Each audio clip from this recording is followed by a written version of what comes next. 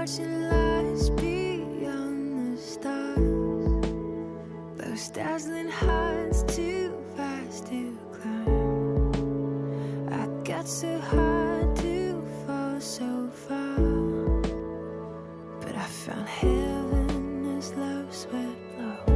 My heart beating, my soul breathing. I found my life when I laid it down. My wood falling, spirit soaring. I touched the sky when my knees hit the ground.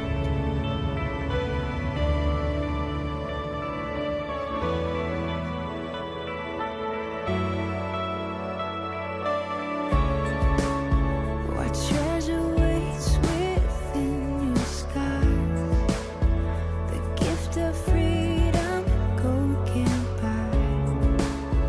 I bought the world and sold my heart. We traded heaven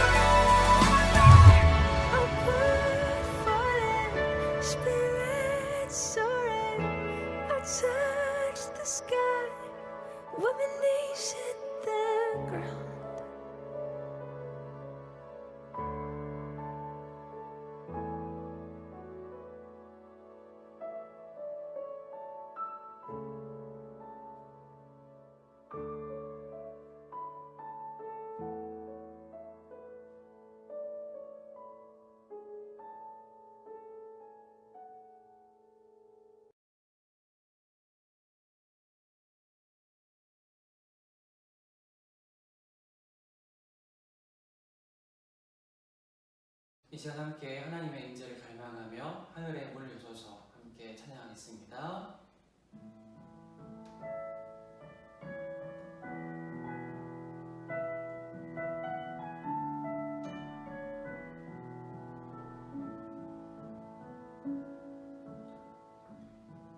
하늘의 문을 여소서 이곳을 주목하소서 주를 향한 노래가 꺼지지 않으니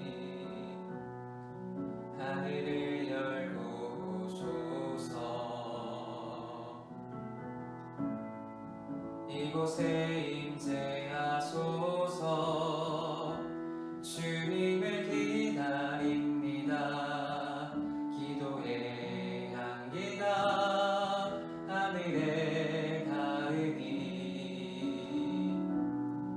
주여 임재하여 주소서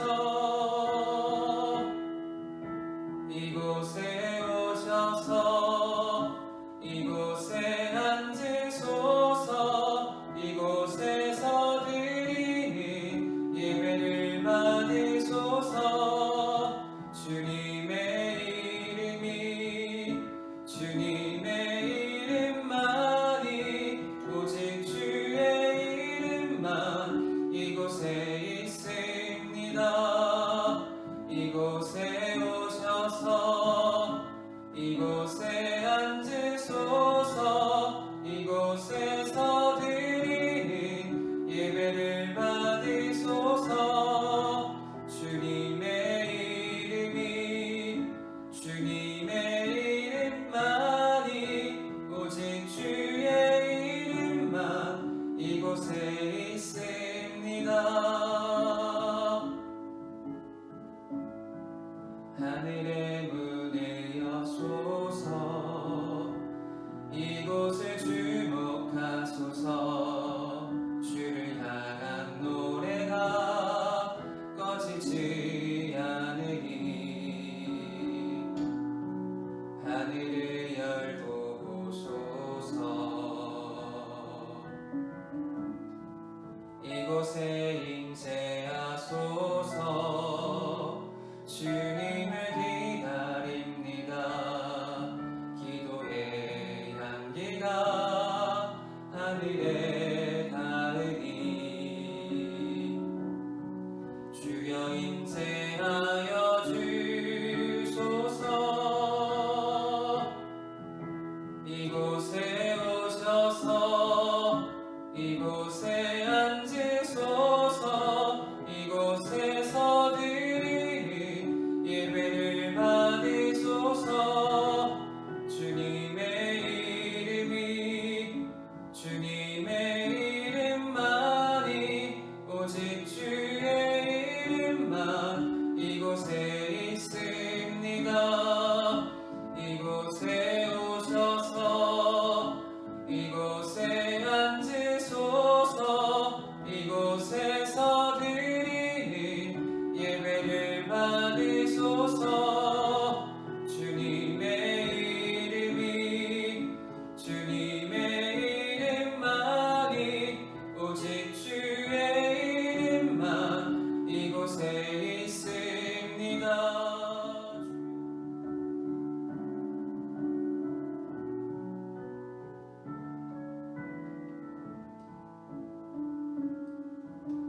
주여 우린 연약합니다.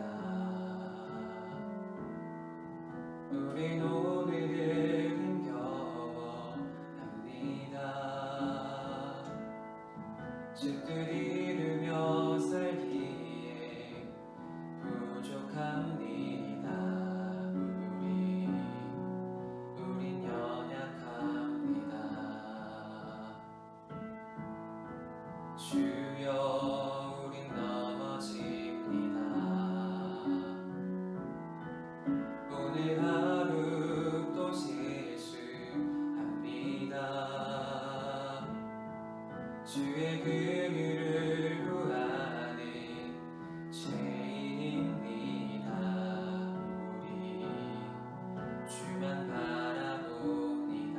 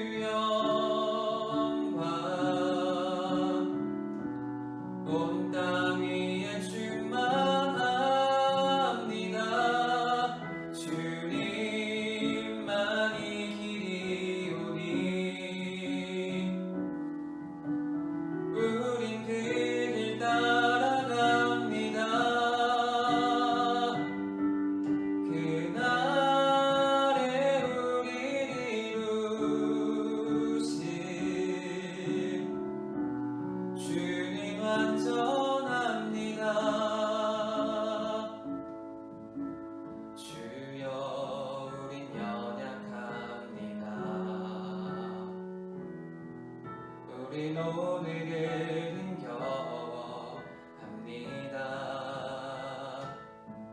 주뜻 이루며 살기에 부족합니다. 우린 연약합니다. 주여 우린 넘어집니다. 오늘 하루 또 실수합니다.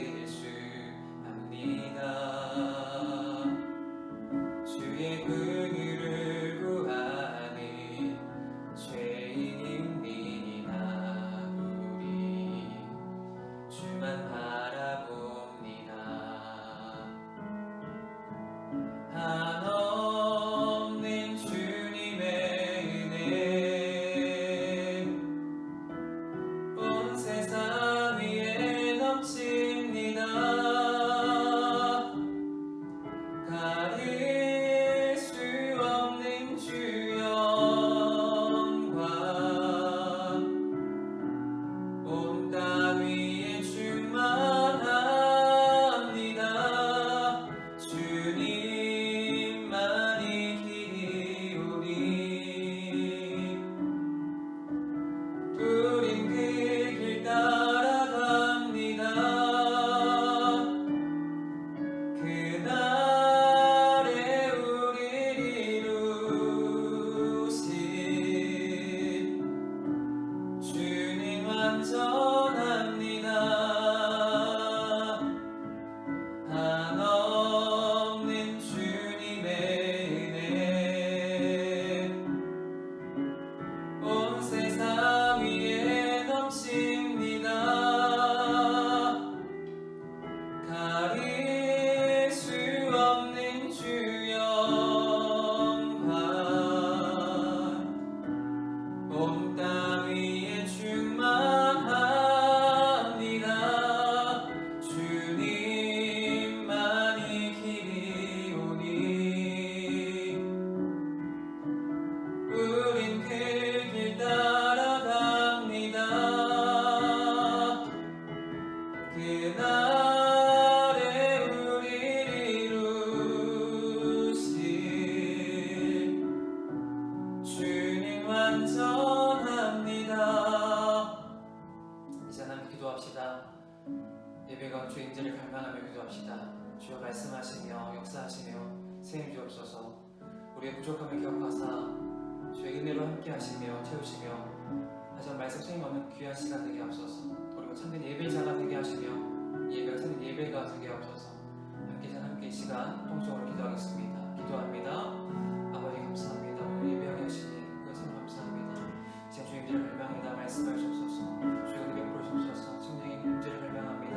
주여 은혜 베풀어 주옵소서. 은혜 베풀어 주십니다. 주여 말씀하시옵소서. 그리고 주의 복기랍니다. 주여 채우시는 공부하시고 이끌어 주옵소서. 오 주여 아버지 함께 주시면 그리고 주의 음성이랍니다.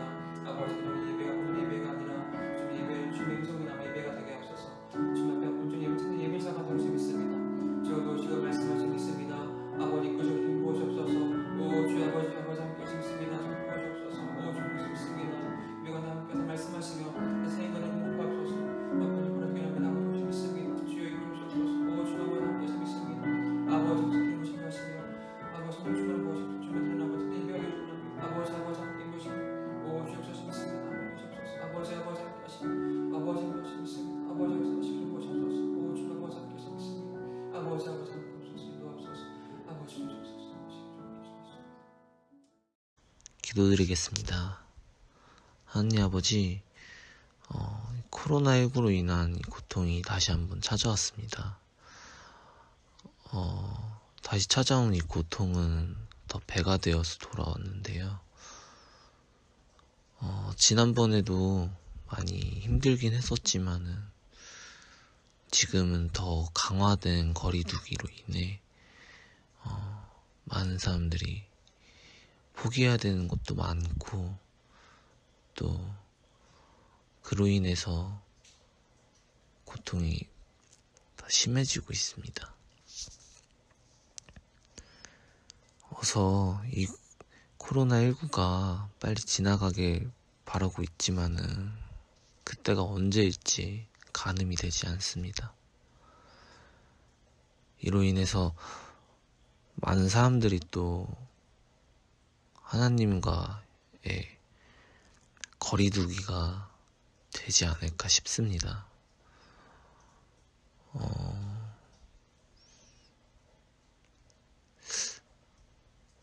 정말 지금 같은 상황에는 어디 가서 교회 다닌다라고 말하기가 참 그 자체가 되게 괜히 눈치가 보이게 되는 그런 상황인 것 같습니다. 믿던 사람들도 하나님과 좀 멀어지게 될 수 있는 상황이 더 연출이 되고 있는데,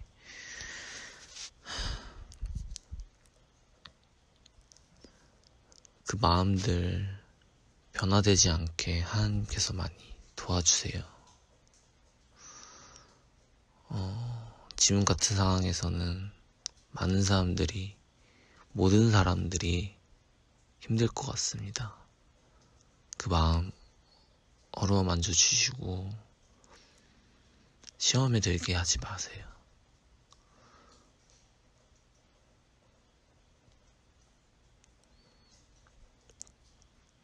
도와주시기 바랍니다. 예수님으로 기도드렸습니다. 아멘.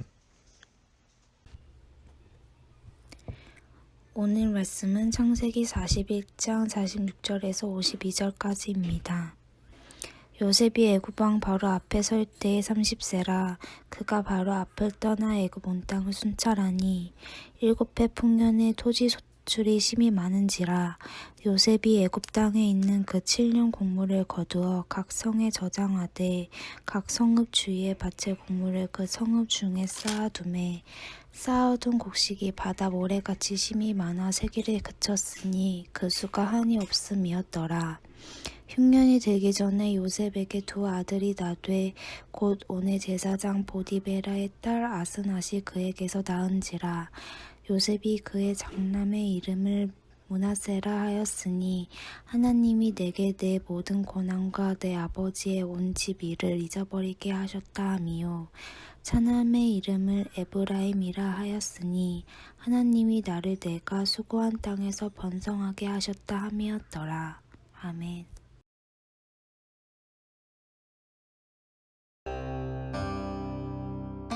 노예가 된 요셉은 애굽으로 끌려갔어요. 애굽에서 보디발이라는 바로의 친위 대장이 요셉을 샀어요.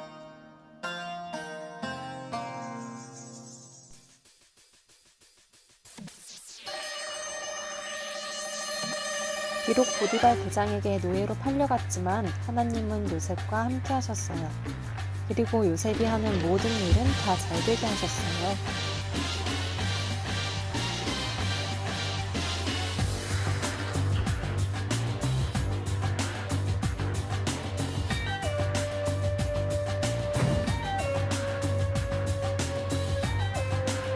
이 사실을 본 보디발 대장은 집안의 모든 일과 물건을 요셉의 손에 맡겼어요.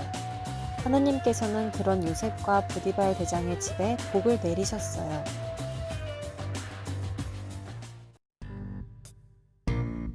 그런데 어느 날부터 보디발의 아내가 요셉을 유혹하기 시작했어요.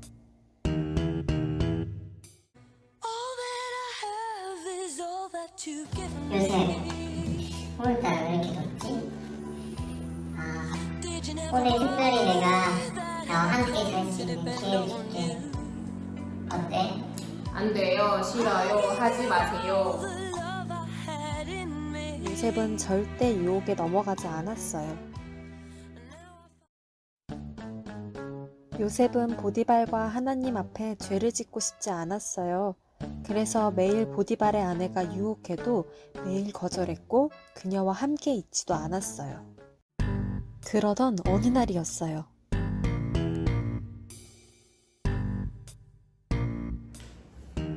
이상하다. 오늘따라 집에 사람이 없네. 없긴 나같이 섹시한 여자도 있는데 요새 오늘 아무도 없는데 같이 한번 갈래? 싫습니다.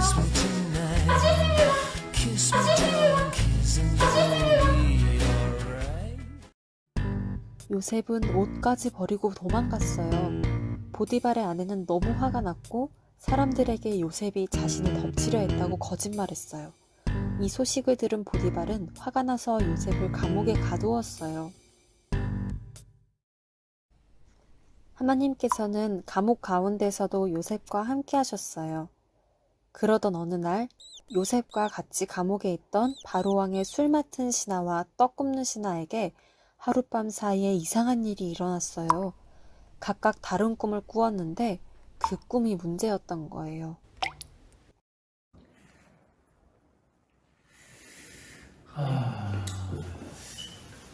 다들 무슨 일 있으세요? 얼굴에 근심이 많아 보이시는데 혹시 무슨 일 있으셨어요? 사실 내가 어제 꿈을 꿨거든? 근데 그 꿈 내용이 무슨 내용인지 진짜 1도 모르겠어가지고 답답해가지고 스트레스 받아. 꿈의 내용은 하나님께 있는 것 아닙니까? 저에게 한번 말씀해보세요. 너에게? 말해볼까? 내가 사실 어제 꿈을 꿨거든? 근데 그 꿈에 내가 어제 꿈을 꿨는데 내 앞에 포도나무가 있는 거야. 그래서 가까이 가서 보니까 포도나무에 3가지가 있었어. 근데 그 나무 가지에서 잎이 자라고 그다음 꽃이 피고 열매가 맺었어. 그래서 내가 그 열매를 짜서 바로왕한테 드렸지. 끝이요. 그 꿈은 3일 안에 다시 바로의 술 맡은 신하가 된다는 꿈이에요. 참말로? 그럼요. 다시 바로 앞에 서신다는 말이죠. 다시 바로왕 앞에 서시면 그때 저를 기억해 주세요. 저는 여기 있을 사람이 아니에요. 억울하게 끌려왔고 여기 이 감옥에 들어올 일도 하나도 하지 않았다고요. 저를 꼭 기억해 주세요. 알겠어요. 비켜봐. 그거 꿈 해서 참 좋네. 그럼 내 꿈은 뭔 꿈이요? 내가 떡 3바구니를 머리에 이고 가고 있는데 아따 먼 놈의 새들이 와갖고 그 떡 맨 위에 있는 떡을 다 먹어 쪼아버리더라고. 내 꿈은 뭔 뜻이요? 그 꿈은 당신이 3일 뒤에 목이 베어서 새들이 그 머리를 쪼아먹는다는 꿈입니다. 뭐셔? 3일 뒤 요셉의 말대로 이루어졌어요. 그러나 술 맡은 신하는 자신의 자리로 되돌아가자 요셉의 도움을 잊어버렸어요.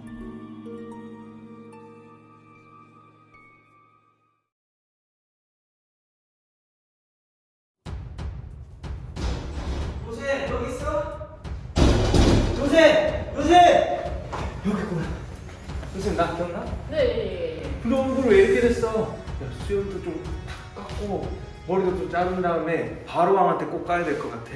왜요? 무슨 일 있으세요? 바로왕이 무시무시한 꿈을 꿨는데 그 꿈을 해석하는 사람이 없다는 거야. 아무리 지혜롭고 아무리 똑똑한 사람도 그 꿈을 해석을 못해. 근데 너라면 할 수 있을 거야. 저번에 나한테 해준 것처럼. 꿈은 하나님께 있다니까요. 알겠어. 또 그런다. 아무튼 빨리 준비해서 우리 가자. 빨리 준비해서 가자.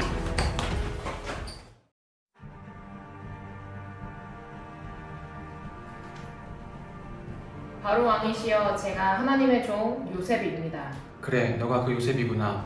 꿈과 비밀 그렇게 잘 해석한다지? 아닙니다. 제가 아니라 제가 모시고 계신 하나님께서 꿈과 비밀을 알고 계십니다. 좋다. 내 꿈은 이렇다. 나일강에 살진 암소 7마리가 풀을 뜯고 있었는데 그 뒤에 흉측하고 마른 소 7마리가 나타나 살찐 소 7마리를 삼켜버렸다. 그런데 그렇게 살찐 소들을 삼켜놓고도 변함없이 흉측한 모습 그대로 두군. 그것을 보고 나는 놀라 잠에서 깨었지. 그리고 이어 또 하나의 꿈을 꾸었다. 이번에는 줄기 하나에서 잘 여문 이삭 7개가 나왔다. 뒤이어 마리고 빈 쭉정이 이삭도 7개가 나왔는데 마른 이삭이 잘 여문 이삭을 먹어치워버렸어. 자, 말해다오. 이 두 꿈은 도대체 무엇이지? 어떤 마술사나 점쟁이들도 풀이하지 못했는데 요셉, 너는 할 수 있겠느냐?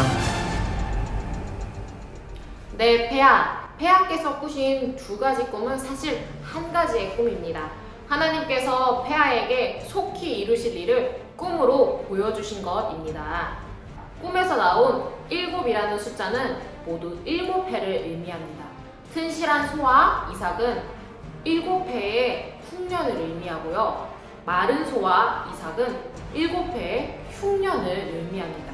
애굽에는 앞으로 7회 동안, 7년 동안 흉년이 있을 것이고 그 바로 뒤에 7회의 흉년이 들 것입니다. 하나님께서 2번의 꿈을 주신 이유는 속히 이 일을 이루실 것이라 말씀하신 것입니다. 7회의 큰 풍년과 흉년이라니. 그럼 우리는 어떻게 준비하는 것이 좋겠느냐? 지혜로운 관리를 뽑아 풍년 동안 양식의 5분의 1을 저장하게 하십시오. 그래야만이 흉년 동안 백성들이 굶어 죽지 않고 잘 버틸 수 있을 것입니다. 놀랍도다. 이 모든 인문이 한순간에 풀리다니. 요새 이 땅에 너와 같은 지혜로운 자가 또 어디 있겠느냐? 지금부터 요셉을 총리로 임명한다. 이제부터 요셉의 명령을 나의 명령으로 여기고 따르도록 하여라.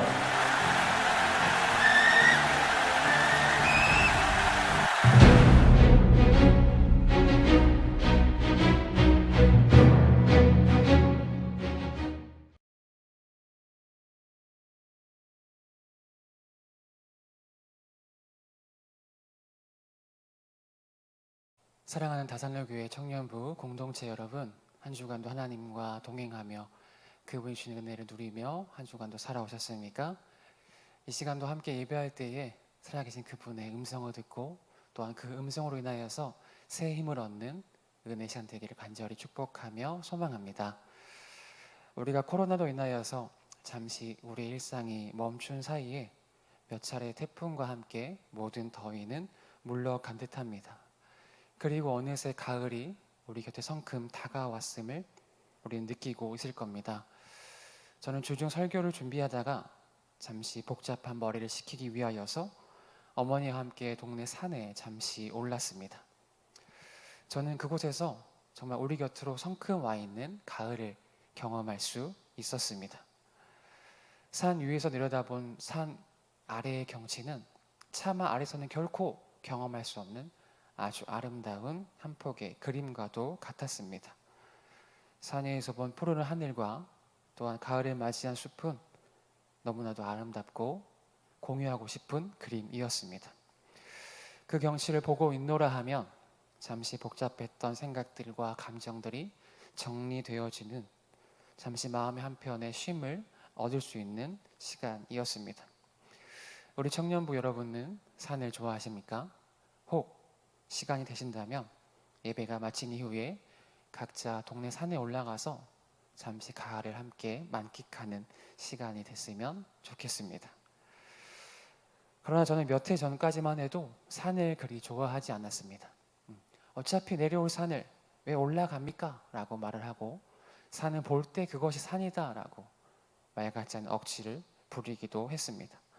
산을 오르는 사람을 저는 이해할 수 없었습니다.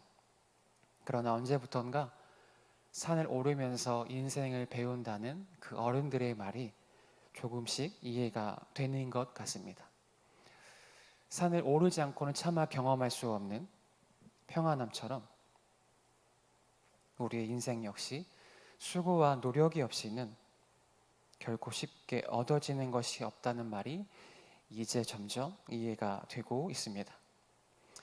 그러나 이것은 단지 우리가 사는 인생만이 아니라 우리가 삶에서 경험하게 되는 하나님의 은혜 역시 이와 비슷하다는 것입니다. 우리는 매일 평지를 걸어가는 것이 행복한 인생, 평안한 인생이라 생각하지만 오르는 수고가 있을 때에 내려오는 기쁨을 경험할 수 있는 것처럼 우리의 믿음과 은혜도 때로 고난과 역경을 만날 때에 더 큰 감사로 고백되어질 수 있는 것입니다. 요즘 우리가 함께 묵상하고 있는 창세기의 요셉은 어찌 보면 그의 인생은 참 평지가 없는 수고로움만 가득한 인생처럼 느껴집니다. 아버지의 사랑과 채색옷을 받아 입었을 때만 해도 그 인생에는 결코 어려움 없이 즐거움과 행복함만 가득하다고 생각했을 것입니다. 언덕이 없는 평지와 같은 인생처럼 보였겠죠. 그러나 형들의 미움과 시기 그리고 그것으로 인해 결국 그는 애굽의 노예로 팔려감을 당하게 되죠.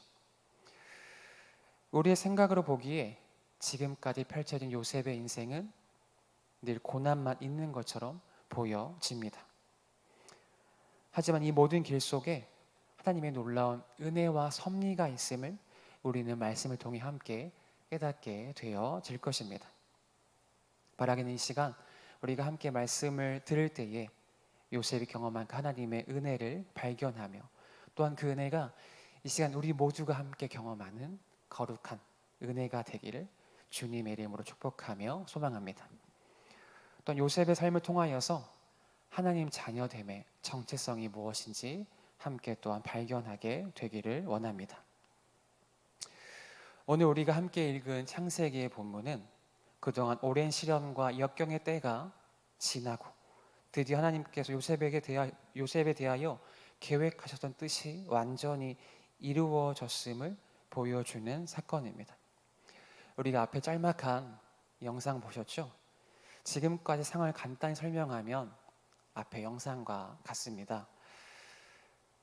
형들의 미움과 시기로 애굽의 종으로 팔려갔던 요셉은 바로의 친위대장 보디발의 종이 되어집니다. 그곳에서 요셉은 여호와가 그와 함께 하심을 주변에 나타내는 삶을 살아가죠. 보디발의 아내 유혹에도 요셉은 내가 하나님 앞에 죄를 지을 수 없습니다 라고 고백하면서 그 유혹을 뿌리칩니다. 하지만 오히려 더욱더 억울한 누명을 그는 입게 되어서 감옥에 갇힘을 당하는 억울한 신세가 되어집니다. 그렇게 그의 인생은 형들에 의하여서 구덩이 감옥에 빠진 것처럼 또다시 그의 인생은 감옥으로 떨어짐을 입게 되어지죠. 이처럼 요셉의 인생은 되는 것 하나 없는 인생처럼 보여줄 수밖에 없습니다. 하지만 하나님은 그곳에서도 요셉과 함께 계시며 그에게 보이셨던 그 꿈을 이루어 가시죠. 창세기 39장 23절 하반절은 이렇게 기록합니다. 이는 여호와께서 요셉과 함께 하심이라. 여호와께서 그를 범사에 형통하게 하셨더라. 아멘. 하나님은 그와 함께 하시며 그를 범사에, 그를 모든 일에 형통하게 하셨다라고 성경은 우리에게 소개해 주고 있습니다. 또한 요셉은 감옥에서도 꿈꾸는 자라는 형들의 별명이 무색할 정도로 함께하던 죄수들의 꿈을 해석해 주고 그것을 계기로 훗날 그는 바로왕 앞에 서서 바로의 꿈을 해석해 주는 역할을 하게 되며 그로 인해 그는 바로왕에 이은 애굽의 2인자의 자리에 오르게 되어지죠. 그는 그렇게 어떠한 상황을 만나든지 어떠한 곳에 있든지 간에 또 누구를 만나든지 간에 요셉은 하나님과 날마다 함께 하였으며 하나님도 요셉과 늘 동행하셨습니다. 그런 요셉을 통하여서 곁에 있던 바로왕도 하나님을 간접적으로 경험할 수 있게 되어지는 것이지요. 요셉은 이처럼 주변에 하나님의 영을 나타내며 그리스도의 향기를 나타내는 자였습니다. 더 나아가 그는 그의 그러한 모습을 통하여서 세상의 사람들로 하여금 인정받는 사람이 된 것이죠. 이것은 바로 오늘날 우리가 함께 뒤따라야 할, 닮아야 할 모습인 것입니다. 오늘 말씀의 요셉의 꿈 해석과 조언을 들은 바로는 요셉을 칭찬하죠. 그것도 가벼운 칭찬이 아니라 38절은 요셉을 향해 하나님의 영에 감동된 자라고 바로는 그렇게 극찬을 합니다. 38절은 이렇습니다. 바로가 그의 신하들에게 이르되 이와 같이 하나님의 영에 감동된 사람을 우리가 어찌 찾을 수 있으리요 하고. 하나님의 영, 여기에 사용하는 하나님의 영은요, 우리가 창세기 초반에 창조 기사에서 발견했던 용어입니다. 바로 루아르 엘로힘, 하나님의 영이 수면 위에 운행하시다라고 했을 때 표현했던 바로 그 단어인데요. 이처럼 이 표현은요, 요셉은 하나님의 영이 그에게 있는 사람이라고 표현하는 것과 같은 것이죠. 이것은 요셉의 신앙과 그의 경건의 모습이 하나님을 믿지 않는 바로 왕도 인정할 수 있었다는 것이죠. 이처럼 요셉이 바로 왕으로부터 인정받을 수 있었던 그 이유는 과연 무엇일까요? 그는 앞서서 꿈을 해석하면서 꿈을 해석하는 사람은 내가 아니라 하나님입니다라고 고백을 합니다. 아마 요셉이 이렇게 말하지 않았다면 그 능력은 바로가 보기에 요셉에게 있는 능력이라고 생각했을 것입니다. 그러나 요셉은 그것이 내 힘이 아니라 하나님의 힘임을 그는 스스로 고백을 합니다. 요셉은 아마도 자기가 필요 이상 높아지는 것을 조치하기 위하여서 취한 행동일 것입니다. 하지만 결과적으로 요셉의 그러한 모습은 바로에 의해 인정받는 모습이 되어지지요. 또한 이처럼 하나님께서는 이처럼 자신을 낮추는 자를 높이시고 인정하신다라고 성경은 우리에게 말하고 있습니다. 마태복음 23장 12절의 말씀인데요. 누구든지 자기를 높이는 자는 낮아지고 누구든지 자기를 낮추는 자는 높아지리라. 아멘. 결국 요셉의 이러한 겸손의 신앙은 바로 타인에게 인정받는 모습이 된 것입니다. 또한 이러한 모습은 오늘 살아가는 성도된 자 우리 모두에게 요구되어지는 자세이기도 하죠. 바로 오늘날의 우리가 사는 이 세상의 모습은, 세상의 상황은 참으로 안타깝게도 그 어떠한 때보다, 그 과거의 어떠한 때보다 신앙을 지키기가 어려운 때인 것 같습니다. 우리 앞에서 민호가 기도한 것처럼 내가 기독교인이라고 말한 건 참으로 부끄러운 때, 민망한 때, 그 시기가 바로 오늘날의 시기이죠. 기독교란 용어와 교회, 목사라는 이 용어들이 오늘날 같이 이렇게 땅에 떨어져서 짓밟히는 때는 없던 것 같습니다. 제가 최근에 한 SNS에서 한 글을 봤는데요. 그 글을 쓰신 분이 한 목사님이셨습니다. 그분이 요즘의 삶의 이야기를 쓰시면서 이러한 글을 쓰셨더라고요. 본인이 아파트에서 사시는데 하루는 아파트에서 엘리베이터를 타기 위해서 서 있다가 한 아파트에 같이 거주하는 일반인을 만나게 되었답니다. 그분들은 이분이 목사님인 걸 다 알고 있어서 목사와 함께 엘리베이터 타는 것마저도 그분들은 꺼려져서 목사님과 함께 그 엘리베이터 타지 않으려 했다라는 그런 얘기를 쓰신 것을 보았습니다. 참으로 이 상황이 너무나 안타깝고 어려운 때임을 보여준 사건이기도 하죠. 이처럼 이러한 때에 여러분은 예수님을 알지 못하는 나의 가족에게 또한 나의 이웃에게 어떻게 하나님을 나타내고 증거하고 살아가고 계십니까? 아무리 그들에게 예수천당 불신지옥 큰 소리로 외친다 한들 아마 그 소리는 그들에게 소리나는 구리와 시끄러운 꽹과리에 불과할 것입니다. 오늘을 살아가는 우리는 어떠한 모습을 통하여서 하나님과 또한 사람에게 인정을 받고 있습니까? 특히나 코로나 바이러스로 수개월 어지러운 이때에 마치 바로의 꿈을 해석하지 못해 온 나라가 들썩인 것처럼 오늘 우리 사회도 그리고 전 세계도 바이러스로 인해 어지럽고 들썩이는 가운데 있습니다. 과연 이때 우리 그리스도인들이 인정받을 수 있는 그 모습은 과연 무엇일까요? 우리 그리스도인들은 자신들의 교리와 가치를 지키기 위해서 무조건 고집만 피울 것이 아니라 어떤 삶이 하나님을 기쁘시게 하는 삶인지, 어떠한 삶이 하나님께 영광 돌리는 삶인지 곰곰이 우리는 생각해 볼 필요가 있다는 사실입니다. 요셉은 자신이 하나님을 믿는 사람이라고 보디발 장군이나 바로 왕에게 스스로 말하고 다니지 않았어요. 하지만 그가 입으로 한 번도 하나님에 대해 말하지 않아도 그의 모습과 삶에서 하나님이 나타나고 있었다는 거죠. 이처럼 오늘 말씀의 요셉은 다른 무엇보다 겸손함을 통하여서 바로에게 인정을 받을 수 있었습니다. 우리가 높은 자리에 올랐을 때, 우리가 부와 지위를 얻었을 때, 세상에서 아주 유명한 사람이 되었을 때, 그때 세상은 우리를 하나님의 자녀로 인정하는 것이 아니라 과연 그것이 우리가 인정받는 길이라면 병들고 가난한 자들은 예수를 믿으면 안 된다는 말과 동일하겠죠. 그렇다면 우리가 무엇을 나타낼 때에 그들에게 칭찬받고 인정받을 수 있을까요?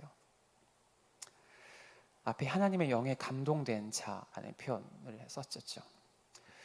하나님의 영에 감동된 사람은요, 단순히 교회에서만 그의 특별함이 나타나는 것이 아닙니다. 교회를 넘어 예배당을 열고 나갔을 때 세상에서 그의 특별함이 티가 나는 자가 하나님의 영에 진정으로 감동된 자인 것이죠. 내 말과 나의 행동과 나의 삶이 하나님과 또한 나와 함께 하시는 사람에게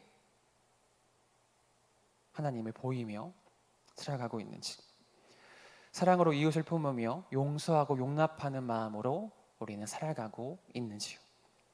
비난하는 입술이 아니라 위로하는 입술로 내 삶에 함께 하시는 예수 그리스도의 향기를 우리는 전하며 살아가고 있습니까?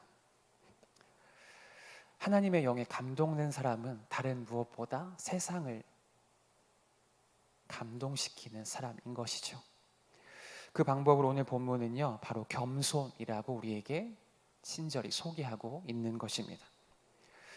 오늘 본문 속에 나타난 요셉의 그 겸손은 그를 바로로 하여금 애굽의 총리가 되게 하였습니다.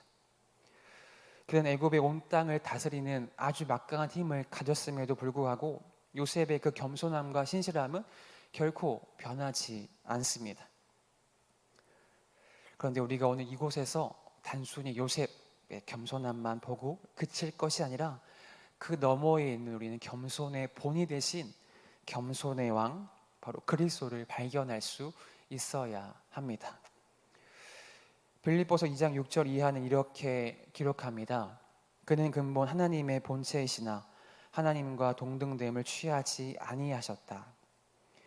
오히려 그는 종의 형체를 가지사 사람들과 같이 되었고 사람의 모양을 입어 자기를 낮추시고 죽기까지 복종하셨다라고 그를 그렇게 소개합니다.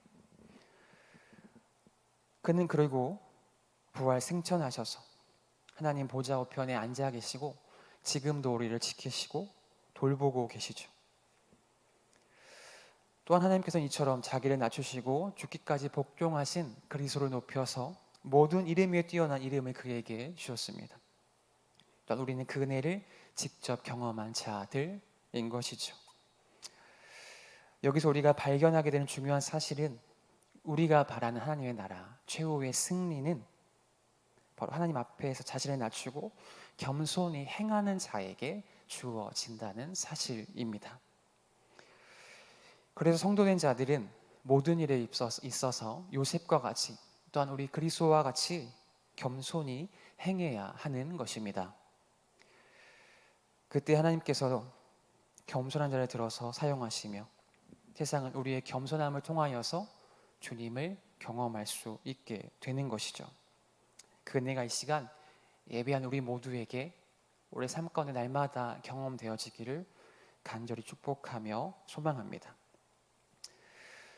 바로에게 인정받은 요셉은요, 바로의 다음 가는 지위를 얻게 되어지죠. 42절과 43절입니다. 자기의 인장만지를 빼어서 요셉의 손에 끼우고 그에게 세마포 옷을 입히고 금사슬을 목에 걸고 자기에게 있는 버금 수레에 그를 태우매 무리가 그의 앞에서 소리 지르기를 엎드리라 하더라. 바로가 그에게 애굽 전국을 총리로 다스리게 하였더라. 아멘. 바로는 요셉에게 자기의 인장 반지를 빼어서 줍니다. 또한 세마포 옷을 입히고 금목걸이를 걸어 주게 되죠. 과거 요셉은 형들에게 옷 벗김을 당하는 치욕을 겪었었지만 이제 요셉에게는 권세 있는 옷이 다시 그에게 입혀지게 됩니다. 46절은 이제 요셉이 본격적으로 총리직을 수행하는 내용이 기록되는 것이죠. 요셉이 애굽 왕 바로 왕의 앞에 설 때의 30세라. 그가 바로 앞을 떠나 애굽 온 땅을 순찰하니 7해 풍년에 토지 소출이 심히 많은지라. 아멘.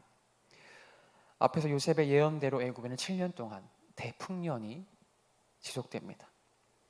또한 계획대로 요셉은 애굽 온 땅을 순찰하면서 그 기간 동안 각 지방의 성읍에 막대한 식량을 미리 비축하게 되죠.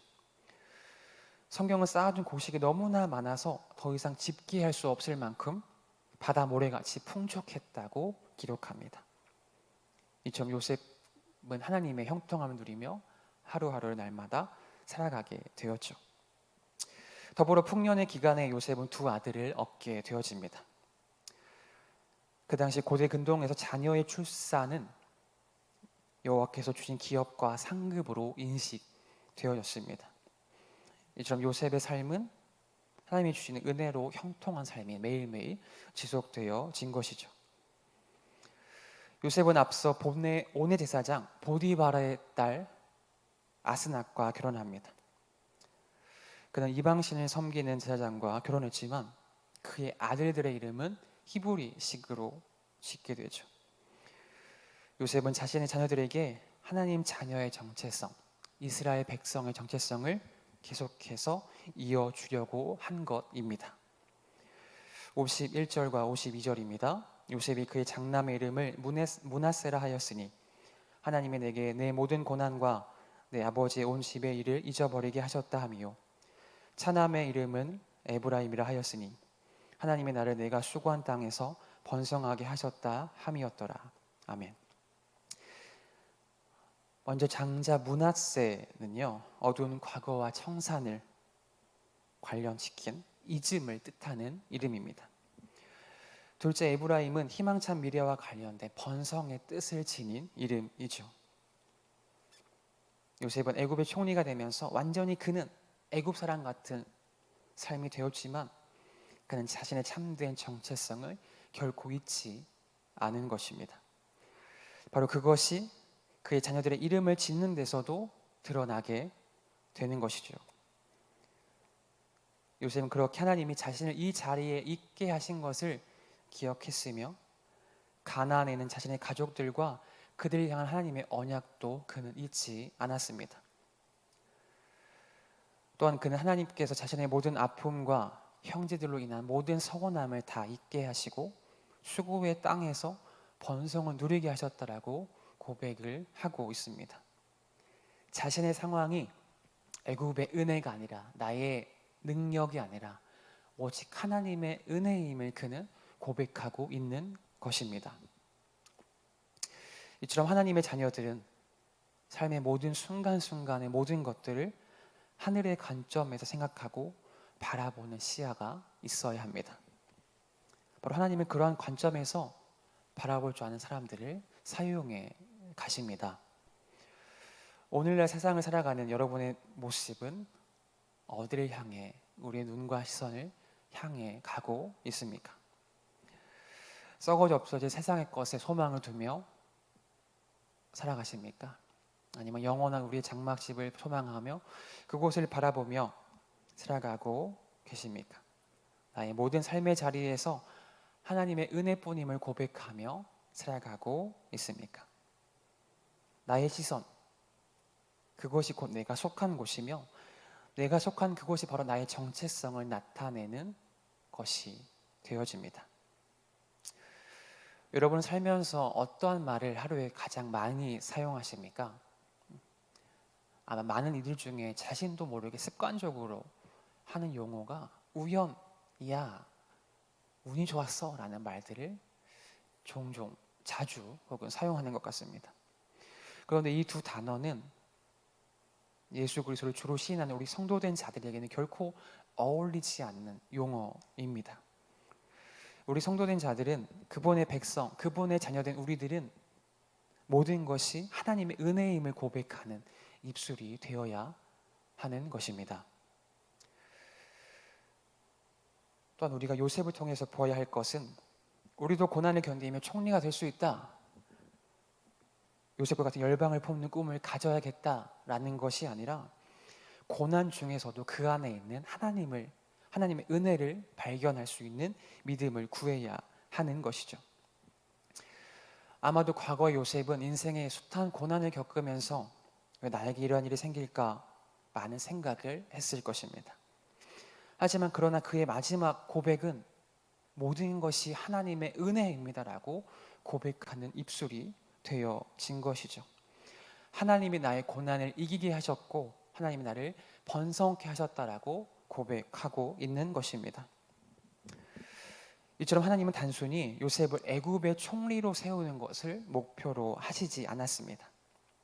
하나님의 목표는 요셉이 하나님을 하나님으로 인정하게 하는 것, 더 나아가 이스라엘과 온 민족이 하나님을 인정케 되는 것에 있던 것입니다.